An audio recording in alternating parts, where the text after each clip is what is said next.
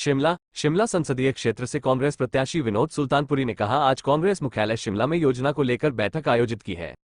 26 साल के बाद मुझे शिमला संसदीय क्षेत्र से यह टिकट मिला है। उन्होंने मुख्यमंत्री सुखविंदर सिंह सुक्खू और कांग्रेस प्रदेशाध्यक्ष प्रतिभा सिंह का धन्यवाद प्रकट किया। सभी वरिष्ठ नेता ने दिल्ली में मेरे लिए बात रखी। उन्होंने कहा कि हम पार्टी के कार्यकर्ता हैं। वहीं शिमला संसदीय क्षेत्र के सांसद सुरेश कश्यप को निशाना साधते हुए उन्होंने कहा कि सुरेश कश्यप ने शिमला संसदीय क्षेत्र के लिए उतना बजट नहीं लाया जितना कि लाना चाहिए था। इससे स्पष्ट होता है कि उनका शासनकाल निराशाजनक रहा है। और जो शुरुआत है, आज सारी हमारी प्लानिंग है और मेहनत करनी है, यही मैं बोलना चाहूँगा। और जीतना है, इसीलिए आए हैं चुनाव लड़ने के लिए। आपके पिता भी कई बार सांसद रहे, उनकी विरासत आपको सौंपी गई है, कितना आश्वस्त है जीत को लेकर? आप ये गलत बोल रहे हैं। विरासत को ये ऐसी थोड़ी ना राजगद्दी है कि आप आए और दूसरा बैठ जाए। 25-26 वर्ष के बाद ये मेरा सौभाग्य है कि हमारे पूज्य पिताजी के कार्यकाल छः लगातार लोगों ने, हमारे शिमला पार्लियामेंट के लोगों ने उन पर विश्वास किया और उन्हें अपना सांसद बनाया।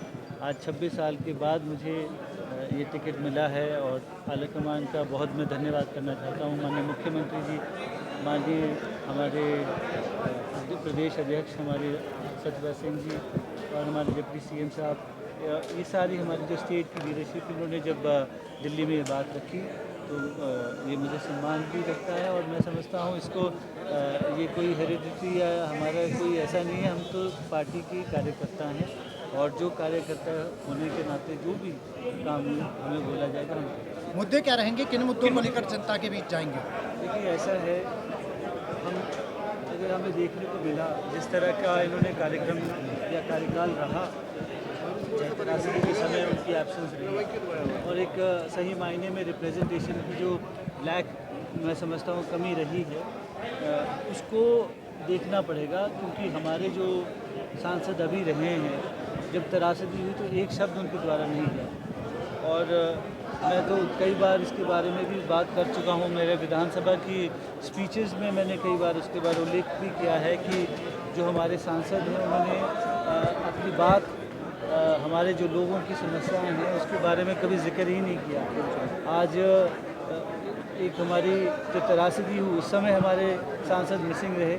उसके बाद मैं राष्ट्रीय उच्च मार्ग के बारे में भी बात करना चाहता हूं, जिसमें आपने देखा होगा कि मेरी कसौली कॉन्स्टिट्यूंसी में धर्मपुर में 5 लोग सड़क पे चल रहे थे और उनके ऊपर सड़क के ऊपर उनके ऊपर गाड़ी ने उन्हें रौंद दिया।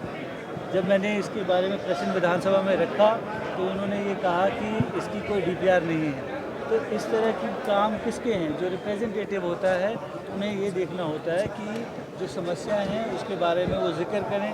उनके जो प्रश्न पार्लियामेंट में होने चाहिए थे वो नहीं रहे हैं। इस तरह की जो मैं समझता हूँ जो निष्क्रिय तरीका रहा है उसको हम नहीं होने देंगे और हमारी जो कॉन्स्टिट्यूंसी है वो वेल रिप्रेजेंटेड रहेगी हमारे पार्लियामेंट। भाजपा कह रही है कि उन्हें हाथियों को हक दिलाया है और बड़े लंबे समय की लड़ाई लड़ी है, उसको लेकर जनता के बीच देखिए, ऐसे इस तरह की बातें मैं समझता हूँ